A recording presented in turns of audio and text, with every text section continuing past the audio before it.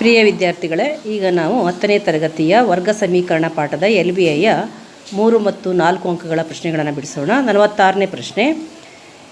ಎರಡು ವರ್ಗಗಳ ವಿಸ್ತೀರ್ಣಗಳ ಮೊತ್ತ 640 m² ಮತ್ತು ಅವುಗಳ ಸುತ್ತಳತೆಗಳ ವ್ಯತ್ಯಾಸ 64 ಮೀಟರ್ ಆದಾಗ ಈ ಎರಡು ವರ್ಗಗಳ ಬಾಹುಗಳ ಅಳತೆಗಳನ್ನು ಕಂಡುಹಿಡಿಯಿರಿ. ಈ ಪ್ರಶ್ನೆಯಲ್ಲಿ ಎರಡು ವರ್ಗಗಳ ವಿಸ್ತೀರ್ಣಗಳ ಮೊತ್ತವನ್ನು ಕೊಟ್ಟಿರ್ತಾರೆ. ಅದು 640 m² ಮತ್ತು ಅವುಗಳ ಸುತ್ತಳತೆಗಳ ವ್ಯತ್ಯಾಸ ಕೊಟ್ಟಿರ್ತಾರೆ. ಅದು 64 ಮೀಟರ್. ನಾವು ಏನನ್ನು ಕಂಡುಹಿಡಿಬೇಕು? ಆ ಎರಡು ವರ್ಗಗಳ ಬಾಹುಗಳ ಅಳತೆಗಳು. ಅದಕ್ಕೆ ನಾವು ಅದನ್ನು x ಮತ್ತು y ಅಂತ ಇಟ್ಕೊಳ್ಳೋಣ.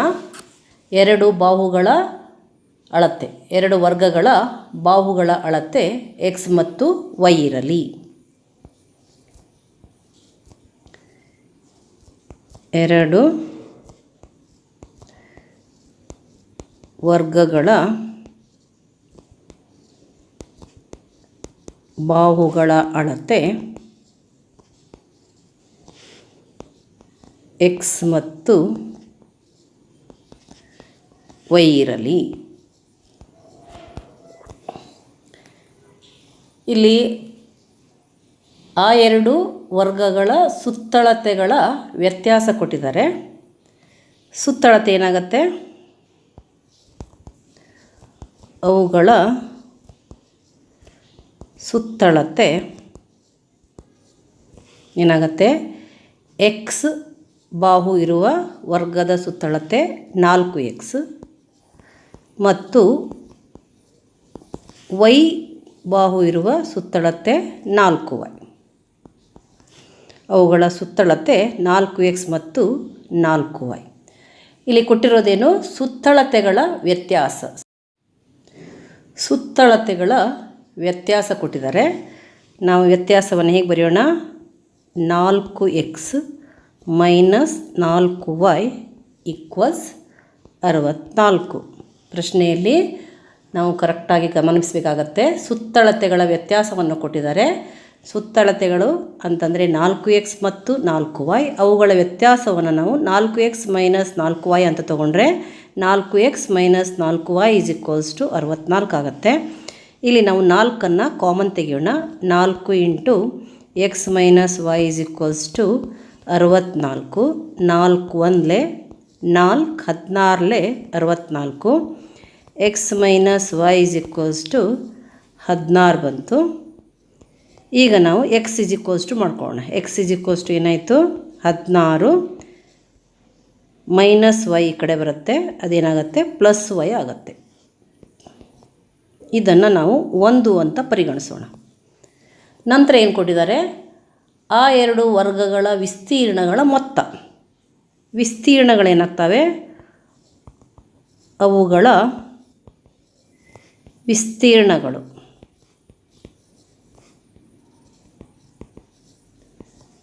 ವಿಸ್ತೀರ್ಣದ ಸೂತ್ರ ನಮಗೆ ಗೊತ್ತಿದೆ. ಬಾಹು ಇಂಟು ಬಾಹು ಅಂದರೆ x ಇಂಟು x ಸ್ಕ್ವೇರ್ ಮತ್ತು y into y square. x square ಮತ್ತು y ಸ್ಕ್ವೇರ್. ಅವುಗಳ ಮೊತ್ತ, ವಿಸ್ತೀರ್ಣಗಳ ಮೊತ್ತ ಅಂತಂದರೆ x square plus y square. ಮೊತ್ತ ಎಷ್ಟಿದೆ? 640 m² ಇದೆ. x square plus y square equals 640 m².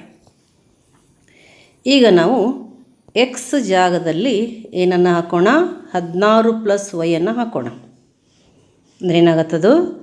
16 plus y whole square. ಇಲ್ಲಿ x ಸ್ಕ್ವೇರ್ ಅಂತಂದರೆ 16 ಪ್ಲಸ್ y ಹೋಲ್ ಸ್ಕ್ವೇರ್ ಆಯಿತು. ಪ್ಲಸ್ y ಸ್ಕ್ವೇರನ್ನು ಹಾಗೆ ಬರೆಯೋಣ. Plus y square. ಇಲ್ಲಿ m² ಬರೆಯೋ ಅವಶ್ಯಕತೆ ಇಲ್ಲ. ಈ 640 ನಾವು ಎಡಭಾಗಕ್ಕೆ ಕಳಿಸೋಣ. 640 ಈಕ್ವಲ್ಸ್ 0 ಆಗುತ್ತೆ. ಇಲ್ಲಿ 16 ಪ್ಲಸ್ y ಹೋಲ್ ಸ್ಕ್ವೇರನ್ನು a plus b whole square is equals to a square plus 2ab plus b square. ಈ ನಿತ್ಯ ಸಮೀಕರಣವನ್ನು ಉಪಯೋಗಿಸಿ ನಾವು ವಿಸ್ತರಿಸಬೇಕಾಗತ್ತೆ. ಅಂದರೆ ಏನಾಗುತ್ತೆ? a plus b whole square ಅಂತಂದರೆ a square plus 2ab plus B square 16 plus Y whole square ಅಂತಂದರೆ ಎ ಸ್ಕ್ವೇರ್ ಅಂತಂದರೆ 16 square plus 2 A B 2 into A B ಅಂತಂದರೆ 2 into 16 into Y 16 into Y plus B square B ಅಂದರೆ ಇಲ್ಲಿ Y square ಆಗುತ್ತೆ equals ಏನಾಯಿತು 16 square ಅಂತಂದರೆ 256 plus 2 into 16 ನಾವು ಇದನ್ನು ಇಲ್ಲಿಗೆ ಬರೆಯೋಣ ಮೊದಲಿಗೆ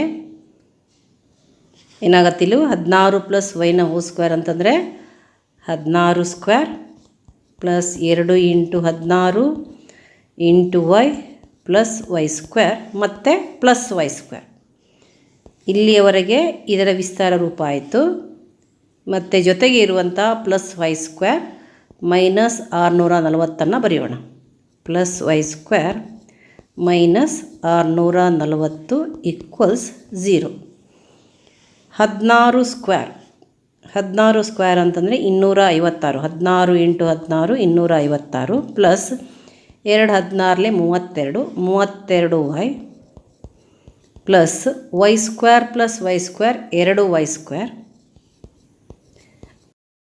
ಮೈನಸ್ 640 ಈಕ್ವಲ್ಸ್ 0 ಇಲ್ಲಿ ನಾವು 2 ವೈ ಸ್ಕ್ವೇರನ್ನು ಮೊದಲಿಗೆ ಬರೆಯೋಣ ಯಾಕಂತಂದರೆ ನಮಗೆ ವರ್ಗ ಸಮೀಕರಣದ ಆದರ್ಶ ರೂಪ ಬೇಕಾಗತ್ತೆ 2 ವೈ ಸ್ಕ್ವೇರ್ ನಂತರ ಪ್ಲಸ್ 32 ವೈಯನ್ನು ಬರೆಯೋಣ ಪ್ಲಸ್ 32 ವೈ 256 ಮೈನಸ್ 640 640 256 ಕಳೆಯೋಣ 10ರಲ್ಲಿ 6 ಹೋದರೆ 4 ಇಲ್ಲಿ 13 13ರಲ್ಲಿ 5 ಹೋದರೆ 8 ಇಲ್ಲಿ 5 ಉಳ್ಕೊಂಡಿದೆ 5 ಮೈನಸ್ 2 ಅಂತಂದರೆ 3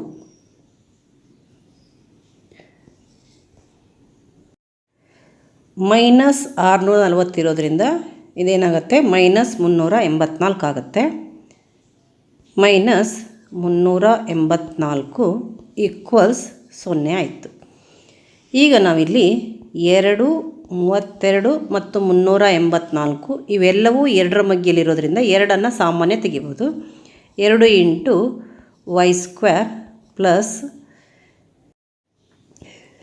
2 ಎಷ್ಟಲೇ 32 2 16 32 ವೈ ಮೈನಸ್ ಇಲ್ಲಿ 2 ಎಷ್ಟಲೇ 384 384 ನಾವು 2ರಿಂದ ಭಾಗಿಸೋಣ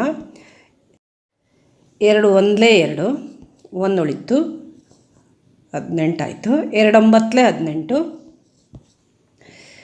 ಇಲ್ಲಿ 0 ಆಗುತ್ತೆ 18 ಮೈನಸ್ 18 4 ಇಳಿಸ್ಕೊಳ್ಳೋಣ 2 2 4 0 ಬಂತು ಅಂದರೆ ಇಲ್ಲಿ ಎಷ್ಟು ಬರಿಬೇಕು ನಾವು 2 ಇಂಟು 192 ಅಂತಂದರೆ 384 192 ಈಕ್ವಲ್ಸ್ 0 ಇಲ್ಲಿ 0 ಇರೋದ್ರಿಂದ ನಾವು 2ಅನ್ನು ಬಿಟ್ಬಿಡ್ಬೋದು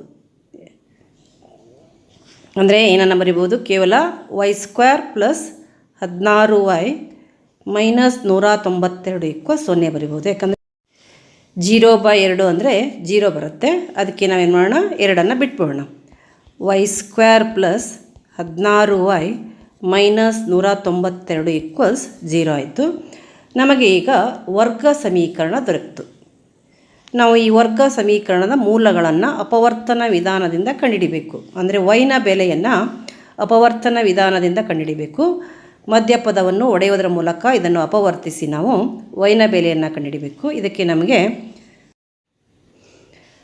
ಗುಣಲಬ್ಧ ವೈ ಸ್ಕ್ವೇರ್ ಇಂಟು ಮೈನಸ್ 192 ಗುಣಲಬ್ಧ Y square into minus 192 equals ಏನು ಬರುತ್ತೆ ಮೈನಸ್ 192 ವೈ ಸ್ಕ್ವೇರ್ ಆಯಿತು ಮೊತ್ತ ಅಂತಂದರೆ 16 ವೈ ಆಗುತ್ತೆ ಈಗ ನಾವು ಮೈನಸ್ 192 ವೈ ಸ್ಕ್ವೇರನ್ನು ಹೊಡಿಬೇಕು ಮೊತ್ತ ಎಷ್ಟು ಬರಬೇಕು 16 ವೈ ಬರಬೇಕಾಗತ್ತೆ ಅಂದರೆ ಇಲ್ಲಿ ಮೈನಸ್ 192 ವೈ ಸ್ಕ್ವೇರ್ ಇಲ್ಲಿ ಗುಣಲಬ್ಧಕ್ಕೆ ಮೈನಸ್ ಚಿಹ್ನೆ ಇದೆ ಗುಣಲಬ್ಧಕ್ಕೆ ಮೈನಸ್ ಚಿಹ್ನೆ ಇರೋದ್ರಿಂದ ಮೈನಸ್ 192 ವೈ ಸ್ಕ್ವೇರ್ ಇದೆ ಗುಣಲಬ್ಧಕ್ಕೆ ಮೈನಸ್ ಚಿಹ್ನೆ ಇರೋದ್ರಿಂದ ಬೇರೆ ಬೇರೆ ಚಿಹ್ನೆಗಳು ಬರ್ತವೆ ಮತ್ತು ಮೊತ್ತಕ್ಕೆ ಪ್ಲಸ್ ಇರೋದ್ರಿಂದ ದೊಡ್ಡ ಅಪವರ್ತನಕ್ಕೆ ಪ್ಲಸ್ ಬರುತ್ತೆ, plus minus.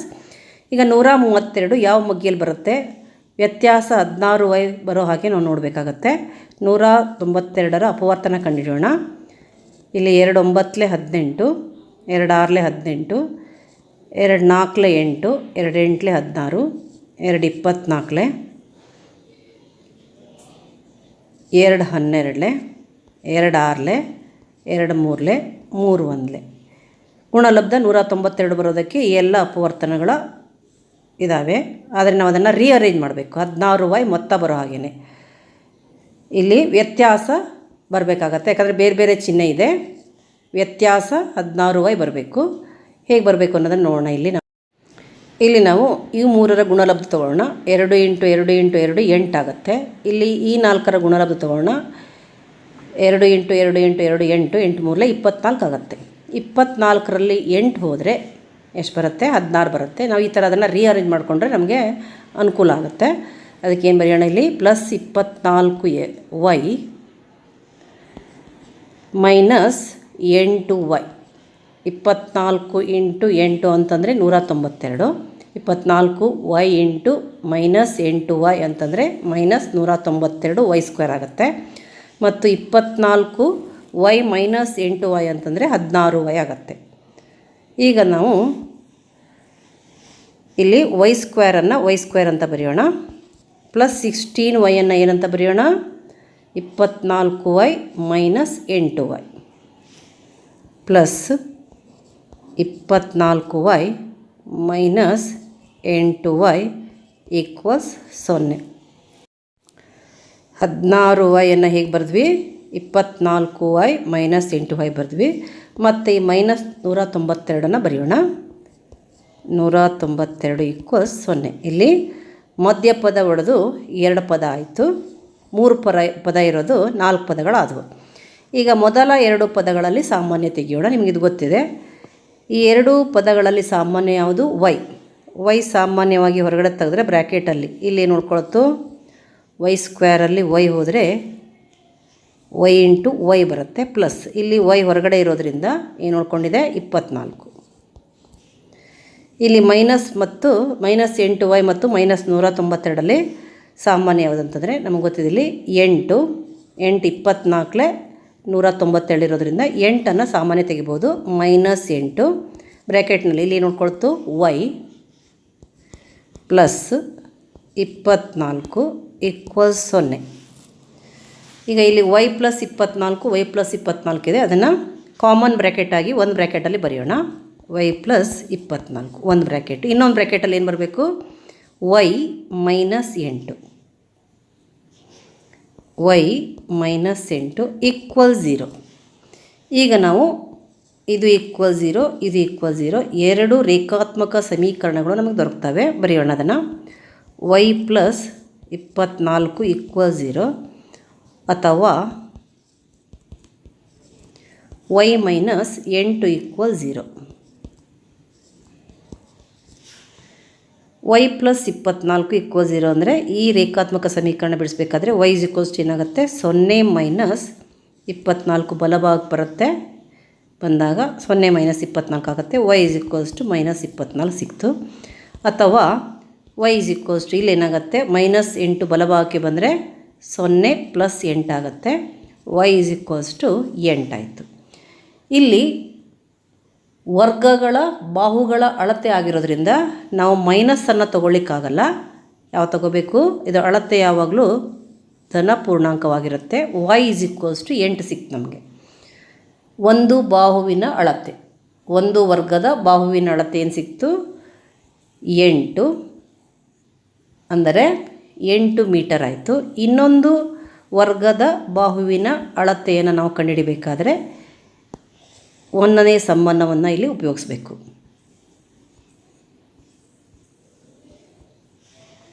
x equals to ಏನಿದೆ? x equals to 16 plus y ಅನ್ನು ಬರ್ಕೊಳ್ಳೋಣ. 16 plus y equals x equals to 16 plus y ಅಂದರೆ ಪ್ಲಸ್ 8 ಈಕ್ವಲ್ಸ್ 24. ಅಂದರೆ ಏನಾಯಿತು, X is equals to 24 metre, Y is equals to 8 metre. ಬಾಹುವಿನ ಅಳತೆಗಳು, ವರ್ಗಗಳ ಬಾಹುಗಳ ಅಳತೆಗಳು, ವರ್ಗಗಳ ಬಾಹುಗಳ ಅಳತೆಗಳು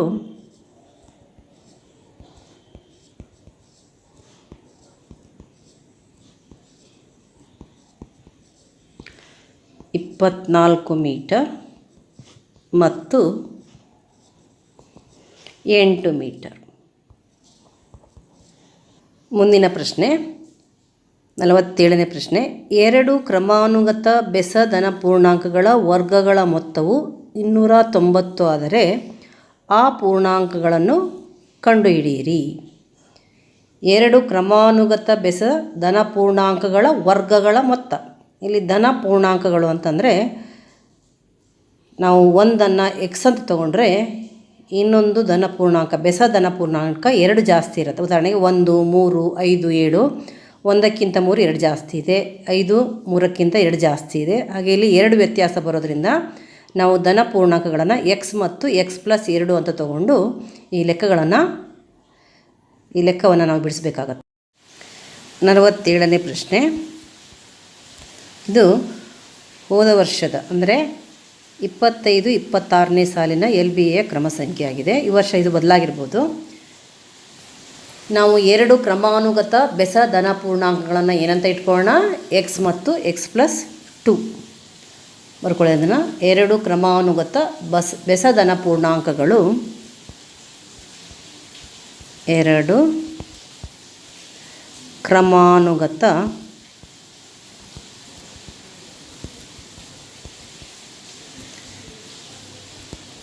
ಬೆಸ ಧನ ಪೂರ್ಣಾಂಕಗಳು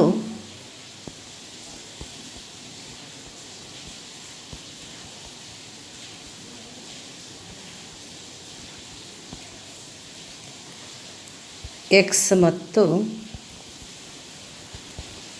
ಎಕ್ಸ್ ಪ್ಲಸ್ 2 ಆಗಿರಲಿ. ಇಲ್ಲಿ ಅವುಗಳ ವರ್ಗಗಳ ಮೊತ್ತ ಕೊಟ್ಟಿದ್ದಾರೆ ಮತ್ತು ನಾವು ಆ 2 ಧನ ಪೂರ್ಣಾಂಕಗಳು ಯಾವುವು ಅನ್ನೋದನ್ನು ಕಂಡುಹಿಡಿಬೇಕು. ಅವುಗಳ ವರ್ಗಗಳ ಮೊತ್ತ ಅಂದರೆ X square plus X plus 2 whole square equals 290. ಈಗ ನಾವು ಈ ಎಕ್ಸ್ ಸ್ಕ್ವೇರನ್ನು ಹಾಗೆ ಬರೆಯೋಣ. ಪ್ಲಸ್ ಎಕ್ಸ್ ಪ್ಲಸ್ 2 ಹೋಲ್ ಸ್ಕ್ವೇರ್ನ ವಿಸ್ತಾರ ರೂಪವನ್ನು ಬರಿಬೇಕು ನಾವು. ಎಕ್ಸ್ ಪ್ಲಸ್ 2 ಹೋಲ್ ಸ್ಕ್ವೇರ್ನ ವಿಸ್ತಾರ ರೂಪ ಯಾವ ನಿತ್ಯ ಸಮೀಕರಣವನ್ನು ಉಪಯೋಗಿಸಿ ಮಾಡಬೇಕು ನಾವು, A plus B whole square equals A square plus 2ab plus B square. ಇಲ್ಲಿ ಎಕ್ಸ್ ಪ್ಲಸ್ 2 ಹೋಲ್ ಸ್ಕ್ವೇರ್ ಅಂದರೆ ಏನಾಗುತ್ತೆ, ಎನ ಜಾಗದಲ್ಲಿ ಎಕ್ಸ್ ಇದೆ, ಬಿನ ಜಾಗದಲ್ಲಿ 2 ಇದೆ. ಎ ಸ್ಕ್ವೇರ್ ಅಂತಂದರೆ ಎಕ್ಸ್ ಸ್ಕ್ವೇರ್ ಪ್ಲಸ್ 2ab ಅಂದರೆ 2 into X into 2 into X into 2 plus B square ಅಂತಂದರೆ 2 ಸ್ಕ್ವೇರ್. ಅದನ್ನು ಇಲ್ಲಿ ಬರೆಯೋಣ. ಎಕ್ಸ್ ಪ್ಲಸ್ 2 ಹೋಲ್ ಸ್ಕ್ವೇರ್ ಇದರ ವಿಸ್ತಾರ ರೂಪ ಏನು, X square plus 2 into X into 2 plus 2 square. X square plus 2 into X into 2 plus 2 square equals 290.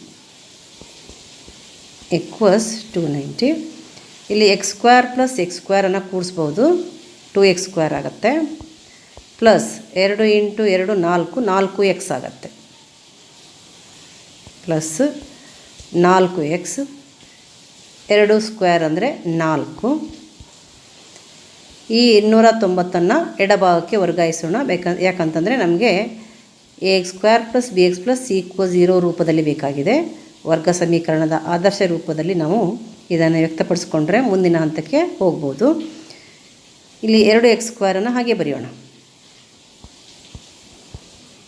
Plus 4x ಅನ್ನು ಕೂಡ ಹಾಗೆ ಬರೆಯೋಣ. 4 ಮೈನಸ್ 290.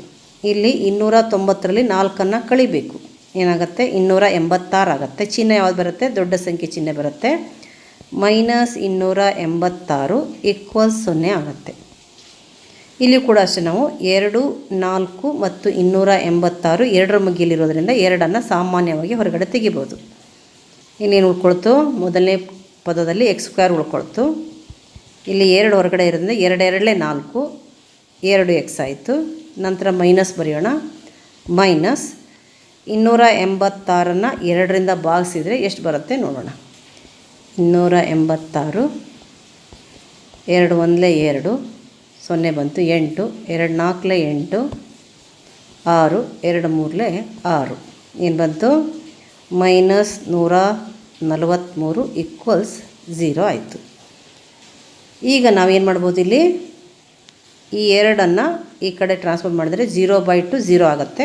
ಕೇವಲ ಇದನ್ನಷ್ಟೇ ಬರಿಬೋದು. x² + 2x - 143, x² + 2x - 143 = 0/2 ಬರುತ್ತೆ. 0/2 ಅಂದರೆ 0. ಈಗ ನಾವು 143 ಮತ್ತು ಇಂಟು x² ಇವೆರಡರ ಗುಣಲಬ್ಧ ಆಗುತ್ತೆ. ಗುಣಲಬ್ಧ ಬರೆಯೋಣ. ಗುಣಲಬ್ಧ x² × -143 = -143 x² ಮತ್ತು ಮೊತ್ತ 2x. ಮೊತ್ತ 2x -143 x² ಇದನ್ನು ಹೊಡಿಬೇಕಾಗಿದೆ. ಮೈನಸ್ ಇರೋದ್ರಿಂದ ಬೇರೆ ಬೇರೆ ಚಿಹ್ನೆ ಬರುತ್ತೆ. ದೊಡ್ಡದಕ್ಕೆ ಪ್ಲಸ್ ಚಿಹ್ನೆ ಬರುತ್ತೆ, ಚಿಕ್ಕದಕ್ಕೆ ಮೈನಸ್ ಬರುತ್ತೆ. 143 ಇದನ್ನು ಅಪವರ್ತಿಸಿದರೆ ಇಲ್ಲಿ ಇದು ಯಾವ ಮಗ್ಗಿಯಲ್ಲಿ ಬರುತ್ತೆ ಅಂತ ನೋಡಬೇಕಾಗತ್ತೆ ನಾವು. ಯಾವ ಮಗ್ಗಿಯಲ್ಲಿ ಬರುತ್ತೆ ಇಲ್ಲಿ ಯಾಕಂತಂದರೆ ಇಲ್ಲಿ 4 ಇದೆ ಮಧ್ಯದ್ದು, ಮೇಲೆ ಇವೆರಡನ್ನು ಕೂಡಿಸಿದ್ರು ಕೂಡ 4 ಆಗುತ್ತೆ. 11ರ ಮಗ್ಗಿಯಲ್ಲಿ ಬರೋ ಸಾಧ್ಯತೆ ಇರುತ್ತೆ. ಇದು 11 1 11, 14ರಲ್ಲಿ 11 ಹೋದರೆ 3 ಬರುತ್ತೆ. 3 3 33 ಆಗುತ್ತೆ. 11 3 33, ಏನು ಬಂತು 13 1, 11 13 143, 13 1 ಬಂತು. ಅಂದರೆ ಇಲ್ಲಿ 13 ಮತ್ತು 11 ಪ್ಲಸ್ 13x ಮೈನಸ್ 11x ಆಯಿತು. ಈಗ ನಾವು ಇಲ್ಲಿಗೆ ಬರೋಣ. ಮೊದಲನೇ ಪದವನ್ನು ಹಾಗೆ ಬರೆಯೋಣ. x² ಮಧ್ಯಪದವನ್ನು ಹೊಡೆದ್ವಿ. 2x ಇರೋದು ಏನಾಯಿತು 13x ಮೈನಸ್ 11x ಆಯಿತು. ಪ್ಲಸ್ 13x ಮೈನಸ್ 11x ಮತ್ತು ಈ ಮೈನಸ್ 143 ಕೂಡ ಬರೆಯೋಣ. =0 =0. ಈಗ ಇವೆರಡರಲ್ಲಿ ಸಾಮಾನ್ಯ ತೆಗಿಬೇಕು. ಸಾಮಾನ್ಯ ಏನಾಗುತ್ತೆ, x² ಮತ್ತು 13xಲ್ಲಿ ಸಾಮಾನ್ಯ x²ರಲ್ಲಿ x ಹೊರಗಡೆ ಇರೋದ್ರಿಂದ x ಬರುತ್ತೆ. x × x x² ಪ್ಲಸ್ ಇಲ್ಲಿ x ಹೊರಗಡೆ ಇರೋದ್ರಿಂದ ಏನು ಉಳ್ಕೊಳ್ತು 13. ಹಾಗೆ ಇಲ್ಲಿ ಮೈನಸ್ 11x ಮೈನಸ್ 143 ಅಂದರೆ 11ನ್ನು ಸಾಮಾನ್ಯ ತೆಗೋಬಹುದು. ಯಾಕಂತಂದರೆ 11 13 143 ಅನ್ನೋದು ನಮಗೆ ಸಿಕ್ಕಿದೆ. ಅದಕ್ಕೆ ಮೈನಸ್ 11 ಸಾಮಾನ್ಯ ತೆಗೆದ್ರೆ ಇಲ್ಲಿ ಏನು ಉಳ್ಕೊಳ್ತು x, ಆಮೇಲೆ ಈ ಮೈನಸ್ ಇರೋದು ಪ್ಲಸ್ ಆಗುತ್ತೆ. 11 ಎಷ್ಟಲೇ 143, 11 13 = 0. ಈಗ ಇಲ್ಲಿ x + 13 x + 13 ಒಂದು ಬ್ರ್ಯಾಕೆಟಲ್ಲಿ ಬರೆಯೋಣ.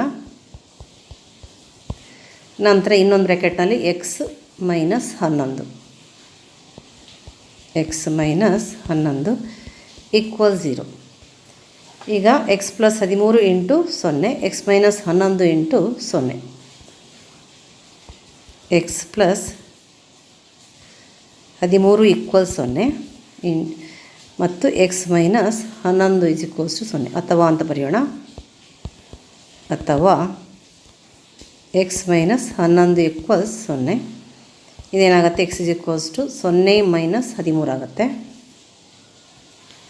0 - 13 x = -13. ಇಲ್ಲಿ x = 0 + 11 ಆಗುತ್ತೆ. x = 11. ನಮಗೆ ಧನ ಬೆಸ ಸಂಖ್ಯೆ ಬೇಕಾಗಿರೋದ್ರಿಂದ ನಾವು ಏನೋ ತಗೋಬೇಕು, x = 11 ಬೆಸ ಧನ ಪೂರ್ಣಾಂಕ ಆಗಿರೋದ್ರಿಂದ ನಾವು ಬೆಸ ಸಂಖ್ಯೆ ಎರಡೂ ಹೌದು 13 ಮತ್ತು 11, ಆದರೆ ಧನ ಬೆಸ ಪೂರ್ಣಾಂಕ ಆಗಿರೋದ್ರಿಂದ ನಾವು ಇದನ್ನು ತೊಗೊಳ್ಳಿಕ್ಕಾಗಲ್ಲ. ಎಕ್ಸ್ ಇಸ್ ಈಕ್ವಲ್ಸ್ ಟು 11 ತೊಗೋಬೇಕು. ಎಕ್ಸ್ ಇಸ್ ಈಕ್ವಲ್ಸ್ ಟು 11 ಆದರೆ ಇನ್ನೊಂದು X plus 2 is equals to 11 plus 2 13 ಆಗುತ್ತೆ. ಆದ್ದರಿಂದ 2 ಕ್ರಮಾನುಗತ ಬೆಸ ಧನ ಪೂರ್ಣಾಂಕಗಳು 11 ಮತ್ತು 13.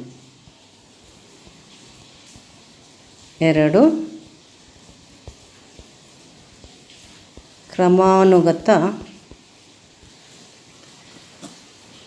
ಬೆಸ ಧನ ಪೂರ್ಣಾಂಕಗಳು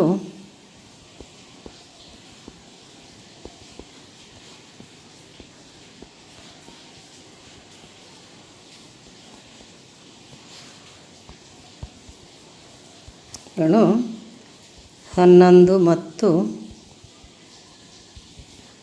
13. ಈಗ ನಾವು ಹಳೆ LBA 48ನೇ ಪ್ರಶ್ನೆ ಅಥವಾ ಹೊಸ LBA 50ನೇ ಪ್ರಶ್ನೆಯನ್ನು ಬಿಡಿಸೋಣ. ತಾಯಿಯ ವಯಸ್ಸು ಮಗನ ವಯಸ್ಸಿನ ವರ್ಗದ 2ರಷ್ಟಿದೆ. 8 ವರ್ಷಗಳ ನಂತರ ತಾಯಿಯ ವಯಸ್ಸು ಮಗನ ವಯಸ್ಸಿನ 3ರಷ್ಟಕ್ಕಿಂತ 4 ವರ್ಷಗಳು ಹೆಚ್ಚಾಗುತ್ತದೆ. ಅವರ ಈಗಿನ ವಯಸ್ಸನ್ನು ಕಂಡುಹಿಡಿಯಿರಿ. ಇಲ್ಲಿ ನಾವು ಗಮನಿಸಬೇಕಾದ ಅಂಶ ಏನು ಅಂತಂದರೆ, ತಾಯಿಯ ವಯಸ್ಸು ಮಗನ ವಯಸ್ಸಿನ ವರ್ಗದ 2ರಷ್ಟಿದೆ. ತಾಯಿಯ ಈಗಿನ ವಯಸ್ಸನ್ನು ಎಕ್ಸ್ ಅಂತ ಇಟ್ಕೊಳ್ಳೋಣ, ಮಗನ ಈಗಿನ ವಯಸ್ಸನ್ನು ವೈ ಅಂತ ಇಟ್ಕೊಳ್ಳೋಣ. ತಾಯಿಯ ವಯಸ್ಸು ಮಗನ ವಯಸ್ಸಿನ ವರ್ಗದ 2ರಷ್ಟು ಅಂತಂದರೆ 2y² ಆಗಿರುತ್ತೆ. ಮತ್ತು 8 ವರ್ಷಗಳ ನಂತರ ತಾಯಿಯ ವಯಸ್ಸು ಏನಾಗುತ್ತೆ, 8 ವರ್ಷ ಜಾಸ್ತಿ ಆಗುತ್ತೆ, ಎಕ್ಸ್ ಪ್ಲಸ್ 8 ಆಗುತ್ತೆ. ಮಗನ ವಯಸ್ಸು ಕೂಡ 8 ವರ್ಷ ಜಾಸ್ತಿ ಆಗುತ್ತೆ, ವೈ ಪ್ಲಸ್ 8 ಆಗುತ್ತೆ.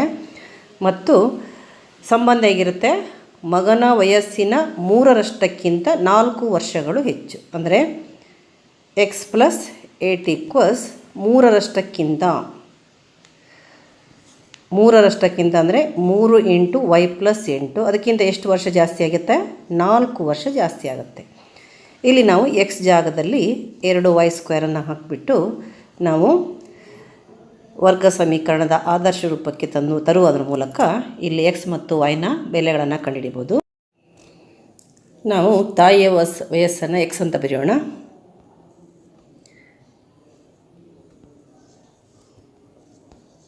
ತಾಯಿಯ ಈಗಿನ ವಯಸ್ಸು ಎಕ್ಸ್ ಇರಲಿ.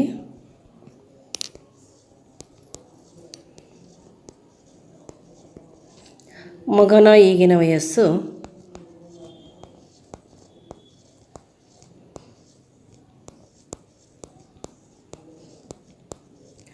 ವೈ ಇರಲಿ.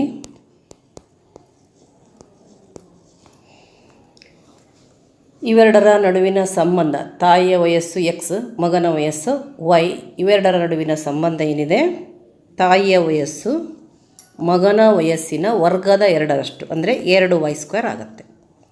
X is equals to 2y². ಇದನ್ನು 1 ಅಂತ ಇಟ್ಕೊಳ್ಳೋಣ. ಹಾಗೆ 8 ವರ್ಷಗಳ ನಂತರ 8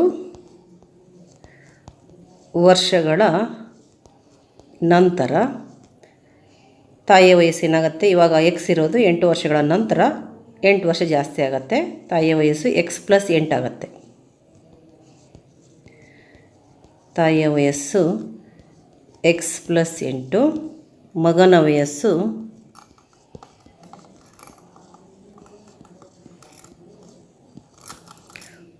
ವೈ ಪ್ಲಸ್ 8. 8 ವರ್ಷಗಳ ನಂತರ ತಾಯಿಯ ವಯಸ್ಸು ಮಗನ ವಯಸ್ಸಿನ 3ರಷ್ಟಕ್ಕಿಂತ 4 ವರ್ಷಗಳು ಹೆಚ್ಚು. ಅಂದರೆ ತಾಯಿಯ ವಯಸ್ಸು ಮಗನ ವಯಸ್ಸಿನ 3ರಷ್ಟಕ್ಕಿಂತ 4 ಹೆಚ್ಚು. ತಾಯಿಯ ವಯಸ್ಸು ಮಗನ ವಯಸ್ಸಿನ 3ರಷ್ಟಕ್ಕಿಂತ ಅಂದರೆ 3 ಇಂಟು ವೈ ಪ್ಲಸ್ 8 ಪ್ಲಸ್ ಎಷ್ಟು, ಪ್ಲಸ್ 4 ಹೆಚ್ಚು. ಈಗ ನಾವು ಎಕ್ಸ್ ಪ್ಲಸ್ 8 ಏನು ಮಾಡಬೇಕು, ಎಕ್ಸ್ ಜಾಗದಲ್ಲಿ 2y² ಹಾಕೋಣ. ಏನಾಗತ್ತಿದು 2y² ಪ್ಲಸ್ ಇದು ಎಕ್ಸ್ ಅಂತಂದರೆ 2y² ಪ್ಲಸ್ ಈ 8 ಹಾಗೆ ಬರೆಯೋಣ. 8 ಈಕ್ವಲ್ಸ್ 3ರಿಂದ ವೈಗೆ ಮತ್ತು 8ಕ್ಕೆ ಗುಣಿಸಿ ಬರೆಯೋಣ. 3 ಇಂಟು ವೈ 3y ಪ್ಲಸ್ 3 ಎಂಟ್ಲೆ 24 ಪ್ಲಸ್ 4 ಅಂದರೆ ಏನಾಯಿತು 2y² plus 8 equals 3y plus 24 plus 4 28 ಆಗುತ್ತೆ. ಮತ್ತು ಎಲ್ಲವನ್ನು ಎಡಭಾಗಕ್ಕೆ ವರ್ಗಾಯಿಸೋಣ. 2y² plus 8 minus 3y minus 28. ಇಲ್ಲಿ ಪ್ಲಸ್ 3y ಎಡಭಾಗಕ್ಕೆ ಬಂದು ಮೈನಸ್ 3y ಆಗುತ್ತೆ. 28 ಎಡಭಾಗಕ್ಕೆ ಬಂದು ಮೈನಸ್ 28 ಆಗುತ್ತೆ. ಈಕ್ವಲ್ 0. ಈಗ 2y² ಮತ್ತು ಮೈನಸ್ 3yಯನ್ನು ಹಾಗೆ ಬರೆಯೋಣ. 2y² minus 3y minus 28 plus 8 ಅಂದರೆ ಏನಾಗುತ್ತೆ, ಇದು ಮೈನಸ್ 20 ಆಗುತ್ತೆ. 28ರಲ್ಲಿ 8 ಕಳಿಬೇಕಾಗತ್ತೆ, ಯಾಕಂದರೆ ಇಲ್ಲಿ ಮೈನಸ್ ಇದೆ, ಇಲ್ಲಿ ಪ್ಲಸ್ ಇದೆ, ಕಳಿಬೇಕಾಗತ್ತೆ. ಕಳೆದ್ಬಿಟ್ಟು ದೊಡ್ಡ ಚಿಹ್ನೆಯನ್ನು ಇಡಬೇಕಾಗುತ್ತೋ, ಅದಕ್ಕೆ ಇದು ಮೈನಸ್ 20 ಈಕ್ವಲ್ಸ್ 0. ಈಗ ನಾವು ವರ್ಗ ಸಮೀಕರಣದ ಆದರ್ಶ ರೂಪವನ್ನು ಪಡೆದಾಯಿತು. ನಂತರ ನಾವು ಇಲ್ಲಿ ವೈನ ಬೆಲೆಯನ್ನು ಕಂಡುಹಿಡಬೇಕು ಅಂತಂದರೆ ಮಧ್ಯಪದವನ್ನು ಒಡೆಯುವುದರ ಮೂಲಕ ಇದನ್ನು ಅಪವರ್ತಿಸಬೇಕಾಗತ್ತೆ. ಅಪವರ್ತಿಸೋದಕ್ಕೆ ನಮಗೆ ಗುಣಲಬ್ಧ ಮತ್ತು ಮೊತ್ತ ಬೇಕಾಗತ್ತೆ. ಗುಣಲಬ್ಧ 2y² into minus 20, 2y² into minus 20, 22 ಎಷ್ಟು 40 ಮೈನಸ್ 40y². ಹಾಗೆಯೇ ಮೊತ್ತ ಮೈನಸ್ 3y ಮೈನಸ್ 3y. ಇಲ್ಲಿ ನಾವು ಮೈನಸ್ 40y².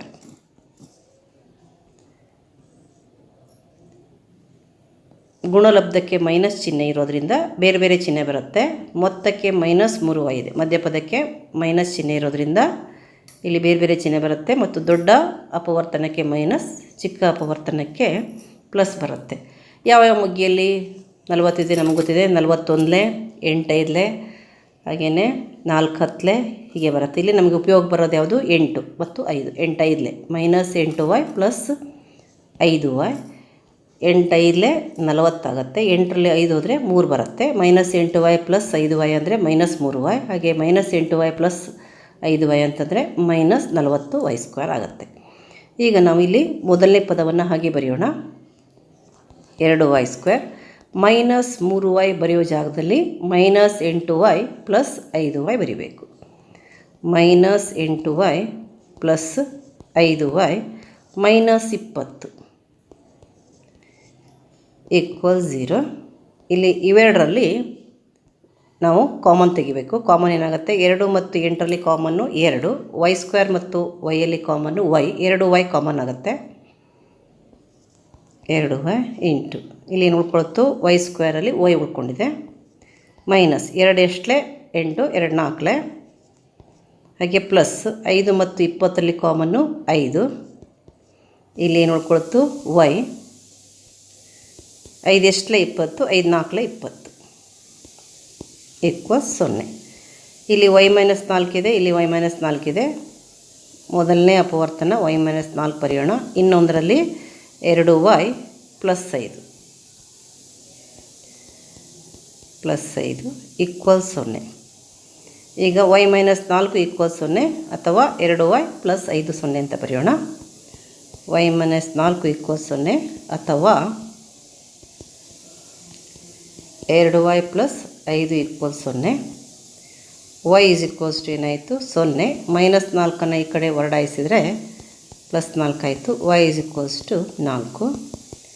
ಇಲ್ಲಿ 2y is equals to 0 plus 5 ಇರೋದು ಮೈನಸ್ 5 ಆಗುತ್ತೆ. 0 ಮೈನಸ್ 5.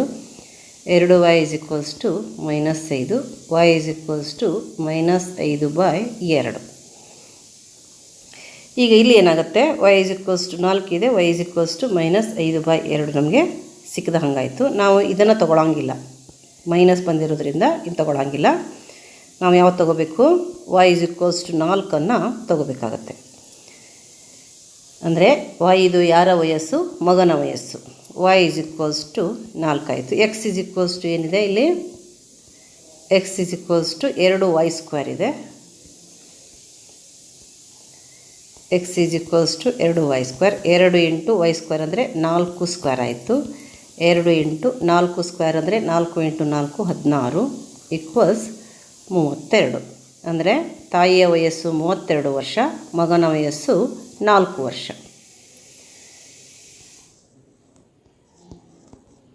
ತಾಯಿಯ ವಯಸ್ಸು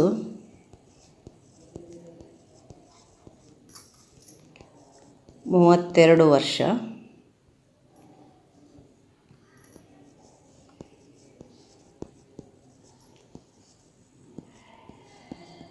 ಮಗನ ವಯಸ್ಸು 4 ವರ್ಷ.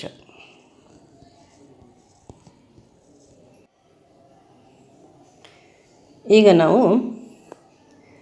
ಮುಂದಿನ ಪ್ರಶ್ನೆ, ಇದು ಹೊಸ LBIಯ 51ನೇ ಪ್ರಶ್ನೆ ಮತ್ತು ಹಳೆ LBIಯ 49ನೇ ಪ್ರಶ್ನೆ.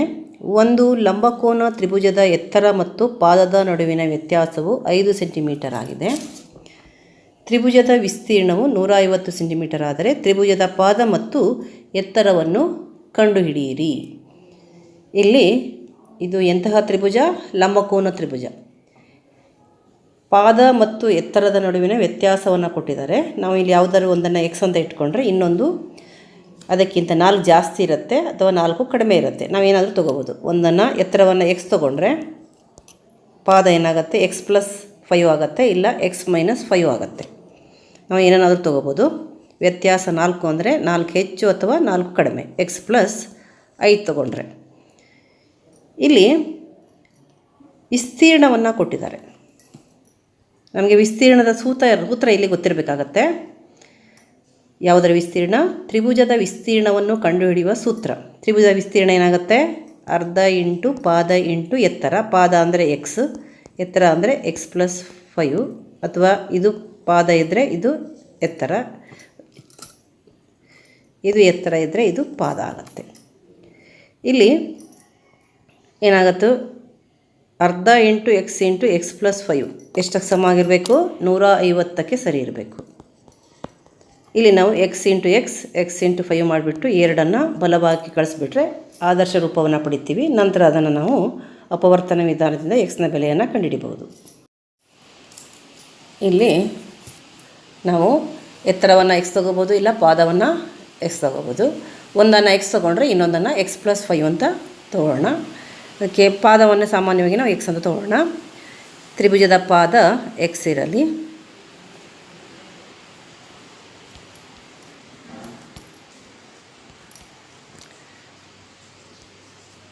ಪಾದ ಮತ್ತು ಎತ್ತರಗಳು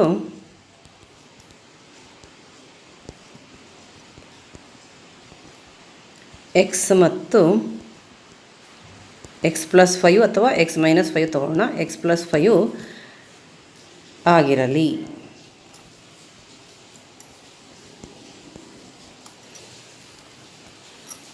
ತ್ರಿಭುಜದ ವಿಸ್ತೀರ್ಣವನ್ನು ಕೊಟ್ಟಿದ್ದಾರೆ.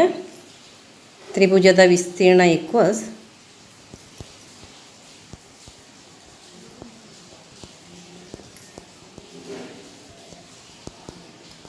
ಅರ್ಧ ಇಂಟು ಪಾದ ಅಂದರೆ ಬೇಸ್ ಇಂಟು ಎತ್ತರ, ಅರ್ಧ ಇಂಟು b ಇಂಟು h, ಅರ್ಧ ಇಂಟು ಇದು ಈಕ್ವಲ್ಸ್ ಎಷ್ಟು ಅಂತ ಕೊಟ್ಟಿದ್ದಾರೆ ಅವರು? 150 ಸೆಂಟಿಮೀಟರ್ ಸ್ಕ್ವೇರ್ ಇದೆ. ಅರ್ಧ ಇಂಟು ಬಿ ಅಂದರೆ ಪಾದ ಎಷ್ಟಾಗುತ್ತೆ? x ಆಗುತ್ತೆ. ಎತ್ತರ ಏನಾಗುತ್ತೆ? x+5 ಆಗುತ್ತೆ. ಈಕ್ವಲ್ಸ್ 150. ಈಗ ನಾವು ಇದನ್ನು ಈ ಕಡೆ ತೊಗೊಳ್ಳೋಣ. ಇಲ್ಲಿ ಇವೆರಡನ್ನು ಗುಣಿಸಿ ಬರೆಯೋಣ. x ಇಂಟು x² ಆಗುತ್ತೆ, plus x into 5x equals 2 into 150 300 ಆಗುತ್ತೆ. ಈಗ ನಾವು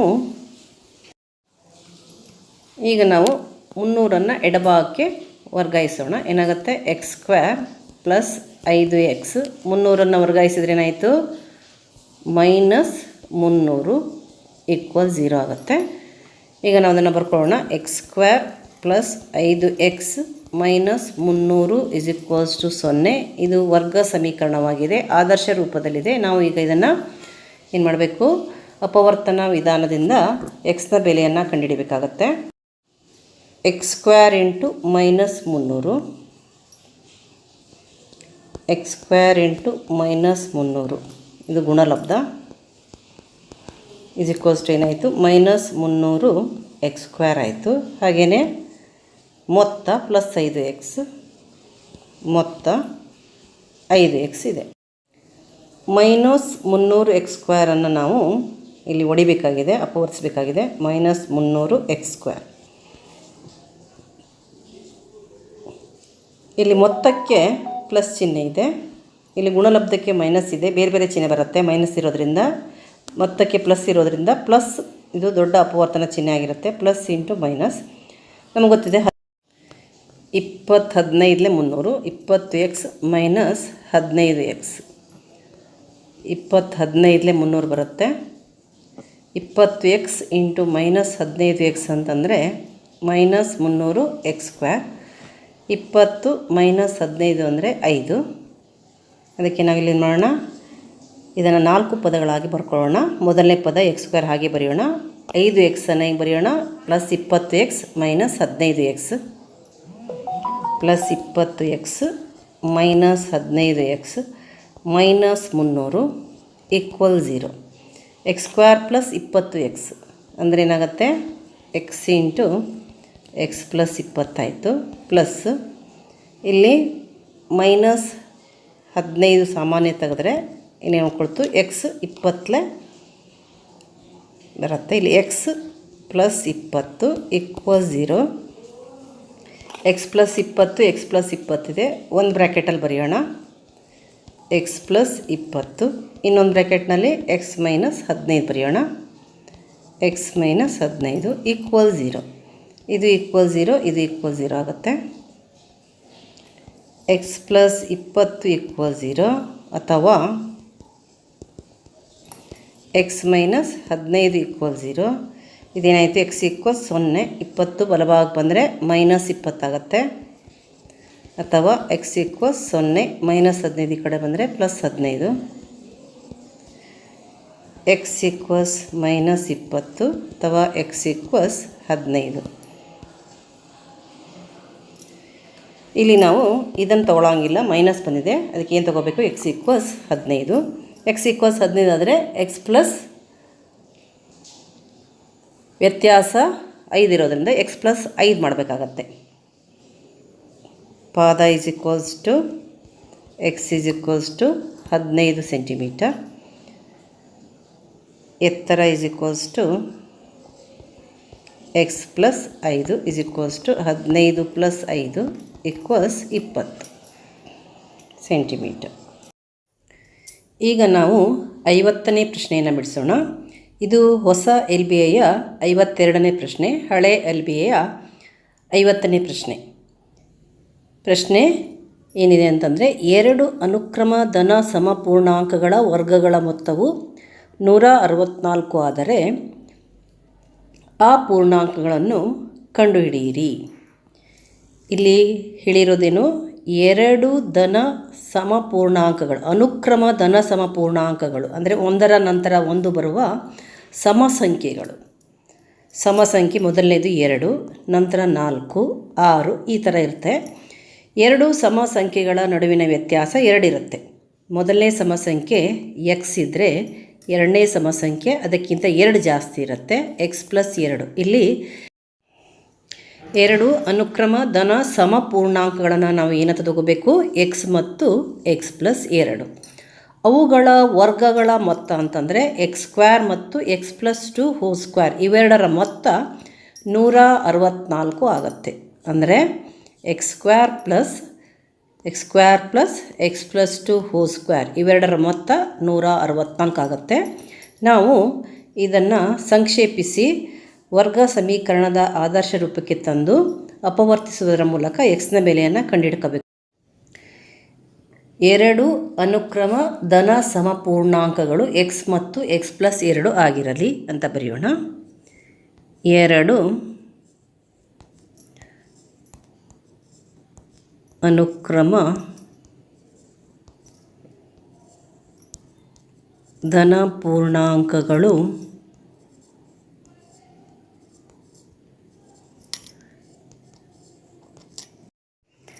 ಎಕ್ಸ್ ಮತ್ತು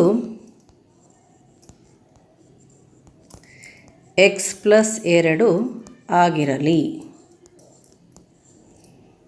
ಇವೆರಡರ ವರ್ಗಗಳ ಮೊತ್ತ 164. ಅಂದರೆ X square plus X plus 2 whole square equals ಎಷ್ಟು?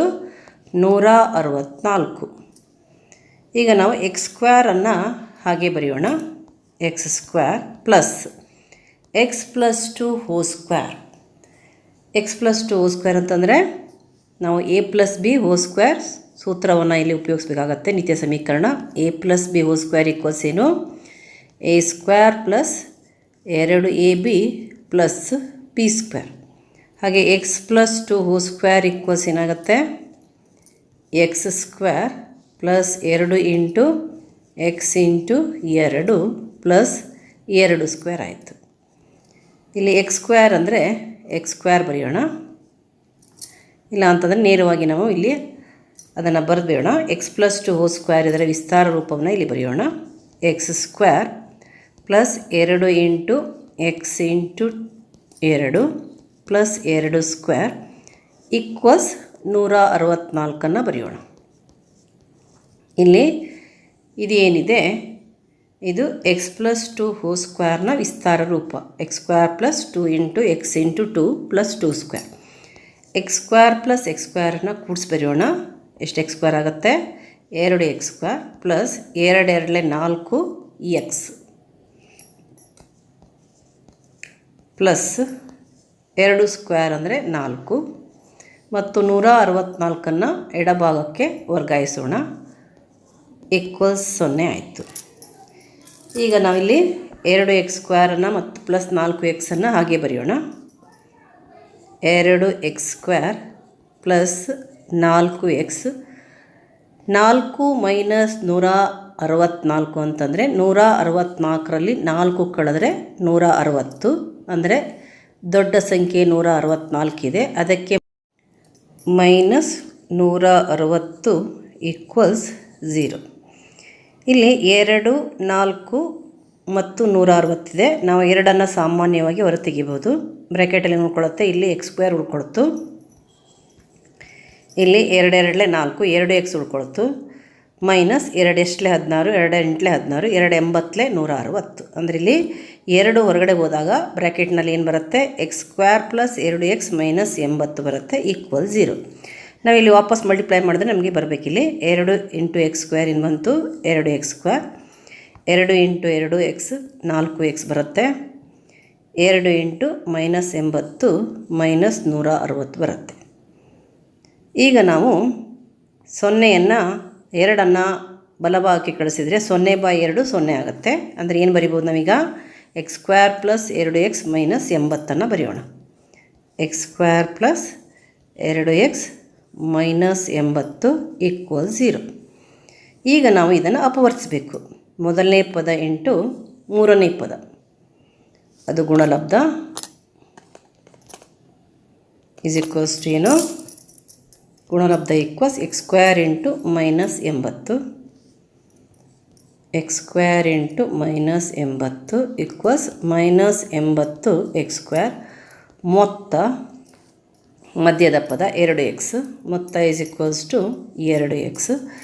ಮೈನಸ್ 80 ಎಕ್ಸ್ ಸ್ಕ್ವೇರನ್ನು ನಾವು ಉಳಿಬೇಕಾಗುತ್ತೆ. ಇಲ್ಲಿ ಹೇಗೆ? 2 ಎಕ್ಸ್ ಬರೋ ರೀತಿಯಲ್ಲಿ. ಅಂದರೆ ಇಲ್ಲಿ ಗುಣಲಬ್ಧಕ್ಕೆ ಮೈನಸ್ ಚಿಹ್ನೆ ಇರೋದರಿಂದ ಇಲ್ಲಿ ಚಿಹ್ನೆಗಳು ಬೇರೆ ಬೇರೆ ಆಗಿರ್ತವೆ. ದೊಡ್ಡ ಅಪವರ್ತನಕ್ಕೆ ಪ್ಲಸ್ ಬರುತ್ತೆ. ಪ್ಲಸ್ ಮತ್ತು ಮೈನಸ್ ನಮಗೆ ಗೊತ್ತಿದೆ. 10 8 80. 10ರಲ್ಲಿ 8 ಹೋದರೆ 2. ಅದಕ್ಕೆ ಇಲ್ಲಿ ಬೇರೆ ಬೇರೆ ಚಿಹ್ನೆ ಅಂದರೆ ಕಳೆದು ಬರಬೇಕಾಗತ್ತೆ. 10 X minus 8 X. 10 X into minus 8 X ಅಂತಂದರೆ ಮೈನಸ್ 80 ಎಕ್ಸ್ ಸ್ಕ್ವೇರ್. ಮತ್ತು 10 ಮೈನಸ್ 8 ಅಂತಂದರೆ 2 ಬರುತ್ತೆ. ಈಗ ನಾವು ಈ 3 ಪದವನ್ನು 4 ಪದಗಳಾಗಿ ಬರೆಯೋಣ. ಮೊದಲನೇ ಪದವನ್ನು ಹಾಗೆ ಬರೆಯೋಣ. ಎಕ್ಸ್ ಸ್ಕ್ವೇರ್ ಪ್ಲಸ್ 2 ಎಕ್ಸ್ನ ಜಾಗದಲ್ಲಿ ಈ 2 ಪದಗಳು ಬರಬೇಕು. 2 ಎಕ್ಸ್ ಅಂತಂದರೆ 10 ಎಕ್ಸ್ ಮೈನಸ್ 8 ಎಕ್ಸ್ ಮತ್ತು ಮೈನಸ್ 80. Minus 80 equals 0. ಇಲ್ಲಿ 3 ಪದ ಇರೋದು 4 ಪದ ಆಗುತ್ತೆ. ಈಗ ಮೊದಲ ಎರಡು ಪದಗಳಲ್ಲಿ ಸಾಮಾನ್ಯವನ್ನು ಹೊರಗಡೆ ತೆಗೆಯೋಣ. x² ಮತ್ತು 10xನಲ್ಲಿ ಸಾಮಾನ್ಯ ಯಾವುದು? ಎಕ್ಸ್ ಹೊರಗಡೆ ಹೋದಾಗ ಬ್ರ್ಯಾಕೆಟಲ್ಲಿ ಏನು ಬರುತ್ತೆ? ಮೊದಲನೇ ಪದದಲ್ಲಿ ಏನು ಉಳ್ಕೊಳ್ಳುತ್ತೆ? X into x square plus x into ಎಷ್ಟು ಅಂತಂದರೆ 10x, ಎಕ್ಸ್ ಇಂಟು 10 ಅಂತಂದರೆ 10x. ಎಕ್ಸನ್ನು ಹೊರಗಡೆ ತೆಗೆದಾಗ ಬ್ರ್ಯಾಕೆಟ್ನಲ್ಲಿ x ಪ್ಲಸ್ 10 ಬಂತು. ಹಾಗೆ ಮೈನಸ್ ಇಂಟು ಎಕ್ಸ್ ಮೈನಸ್ 80 ಅಂದರೆ ಏನಾಗುತ್ತೆ? ಇಲ್ಲಿ 8 ಮತ್ತು 80ರಲ್ಲಿ ಸಾಮಾನ್ಯ 8 ತೆಗಿಬೇಕಾಗತ್ತೆ. ಮತ್ತು ಬ್ರ್ಯಾಕೆಟ್ನಲ್ಲಿ ಏನು ಬಂತು? ಎಕ್ಸ್ ಪ್ಲಸ್ 10 ಬಂತು ಈಕ್ವಲ್ 0 ಆಯಿತು. ಈಗ ಇಲ್ಲಿ ಎಕ್ಸ್ ಪ್ಲಸ್ 10 ಇದೆ, ಎಕ್ಸ್ ಪ್ಲಸ್ 10 ಇದೆ. ಮೊದಲನೇ ಬ್ರ್ಯಾಕೆಟ್ನಲ್ಲಿ ಬರೆಯೋಣ.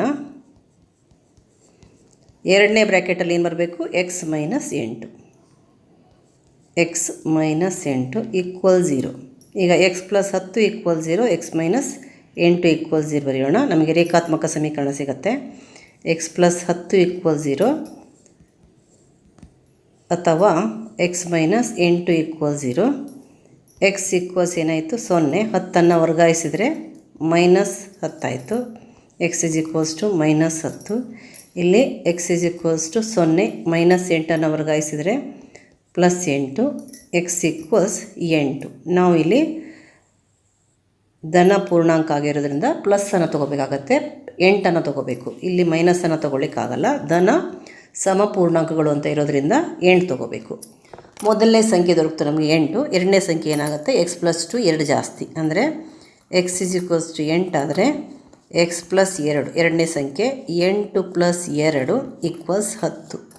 ಹಾಗಾದರೆ 2 ಅನುಕ್ರಮ ಧನ ಸಮಪೂರ್ಣಾಂಕಗಳು ಯಾವ್ಯಾವುದು? 8 ಮತ್ತು 10.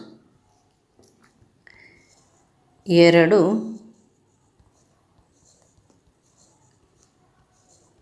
ಅನುಕ್ರಮ ಧನ ಪೂರ್ಣಾಂಕಗಳು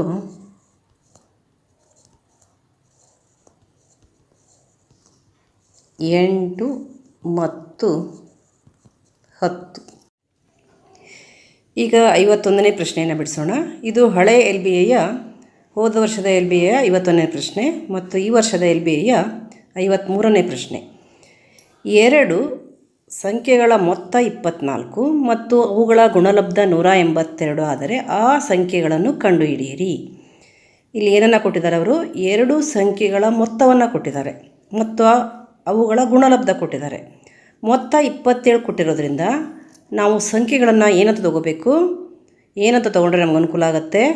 ಒಂದನ್ನು ಎಕ್ಸ್, ಇನ್ನೊಂದನ್ನು ಮೊತ್ತ ಎಷ್ಟಿದೆ ನೋಡಿ ಅಷ್ಟು ಮೈನಸ್ ಎಕ್ಸ್. ಮೊತ್ತ 27 ಇರೋದ್ರಿಂದ ಇನ್ನೊಂದು ಸಂಖ್ಯೆ ಏನಾಗುತ್ತೆ? 27 ಮೈನಸ್ ಎಕ್ಸ್ ಆಗುತ್ತೆ. ಅದಕ್ಕೇನು ಬರೆಯೋಣ? ಆ 2 ಸಂಖ್ಯೆಗಳು ಎಕ್ಸ್ ಮತ್ತು 27 ಮೈನಸ್ ಎಕ್ಸ್ ಆಗಿರಲಿ. ಅವುಗಳ ಗುಣಲಬ್ಧ ಅಂದರೆ x into 27 minus x is equals to 182 ಆಗುತ್ತೆ. ನಾವು ನಂತರ ಬರೆಯೋಣ.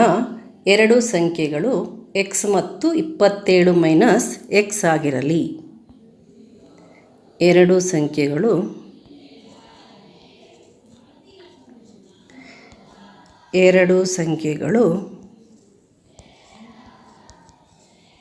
ಎಕ್ಸ್ ಮತ್ತು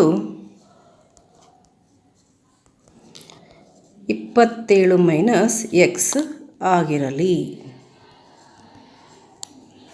ಅವೆರಡರ ಗುಣಲಬ್ಧ 182. X into 27 minus X equals ಎಷ್ಟು? 182.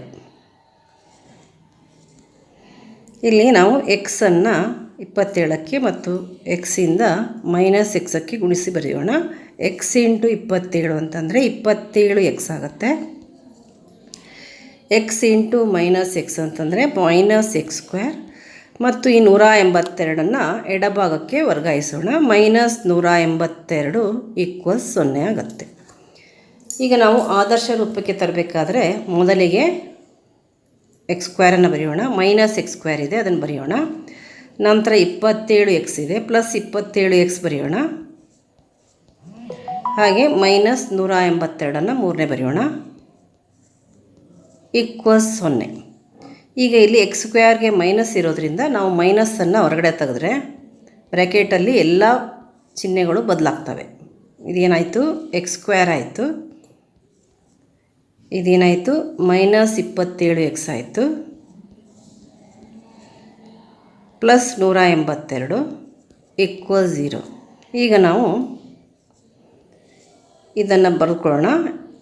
X square -27x plus 182 = 0. ಈಗ ನಾವು ಅಪವರ್ತಿಸಿ ಎಕ್ಸ್ನ ಬೆಲೆಯನ್ನು ಕಂಡುಹಿಡಿಯೋಣ. ಇಲ್ಲಿ ಗುಣಲಬ್ಧ ಎಕ್ಸ್ ಸ್ಕ್ವೇರ್ ಇಂಟು 182. ಗುಣಲಬ್ಧ x square into 182 = 182 x square. ನಂತರ ಮೊತ್ತ -27x. ಈಗ 182 ಅಪವರ್ತಿಸಬೇಕಾಗಿದೆ. 182x square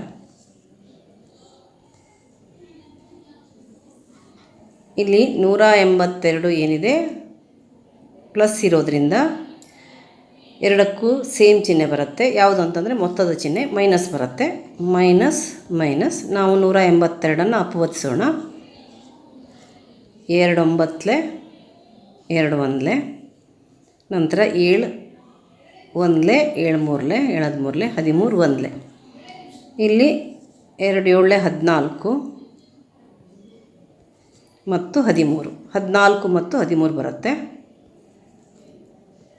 14x minus 13x. ಇಲ್ಲಿ -14x ಇಂಟು -13x ಅಂತಂದರೆ 182x ಸ್ಕ್ವೇರ್ ಆಗುತ್ತೆ. ಮತ್ತು -14x ಮತ್ತು -13x ಕೂಡಿಸಿದರೆ -27x ಆಗುತ್ತೆ.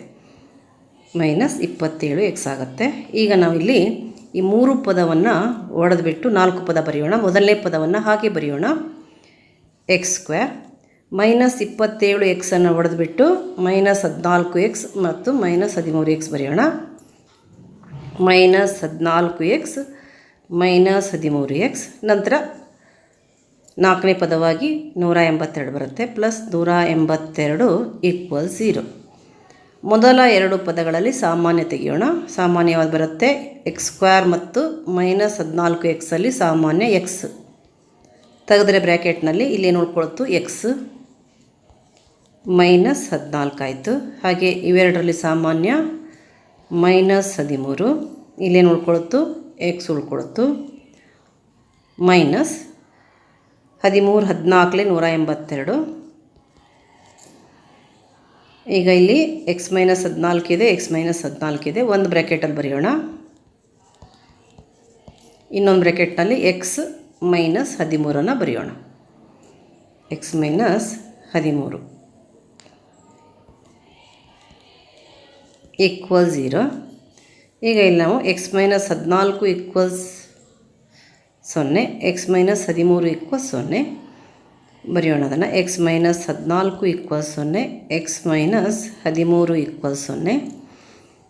ಎಕ್ಸ್ ಏನಾಯಿತು 0 + 14 ಆಯಿತು. ಸೊ ಎಕ್ಸ್ 14 ಆಯಿತು. ಇಲ್ಲಿ ಎಕ್ಸ್ 0 + 13 ಆಯಿತು. ಎಕ್ಸ್ 13 ಆಯಿತು. ಇಲ್ಲಿ ಇವೆರಡರ ಮೊತ್ತ ಏನಾಗುತ್ತೆ 100. ಇಲ್ಲಿ ನಮಗೆ ಎರಡು ಸಂಖ್ಯೆಗಳು ದೊರಕಿದ್ದಾವೆ, ಎಕ್ಸ್ 14 ಮತ್ತು ಎಕ್ಸ್ 13. 14 ಮತ್ತು 13ರ ಮೊತ್ತ 27 ಆಗುತ್ತೆ. ಮತ್ತು ಇವೆರಡರ ಗುಣಲಬ್ಧ 182 ಬರುತ್ತೆ. ಅದಕ್ಕೆ ನಾವು ಆ ಸಂಖ್ಯೆಗಳನ್ನು ಇವನ್ನೇ ತಗೋಬೇಕಾಗತ್ತೆ. ನೀವು ಎಕ್ಸ್ 13 ತೊಗೊಂಡ್ರೆ ಇನ್ನೊಂದು 27 - 13 14 ಆಗುತ್ತೆ. ಎಕ್ಸ್ 14 ತೊಗೊಂಡ್ರೆ 27 - 14 13 ಬರುತ್ತೆ. ಇವೇ ಸಂಖ್ಯೆಗಳು ಬರ್ತವೆ. ಅದಕ್ಕಾಗಿ ಆ ಎರಡು ಸಂಖ್ಯೆಗಳು ಏನಂತ ಬರೆಯೋಣ, 13 ಮತ್ತು 14. ಆ ಎರಡು ಸಂಖ್ಯೆಗಳು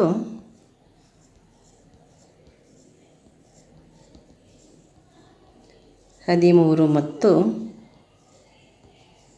14.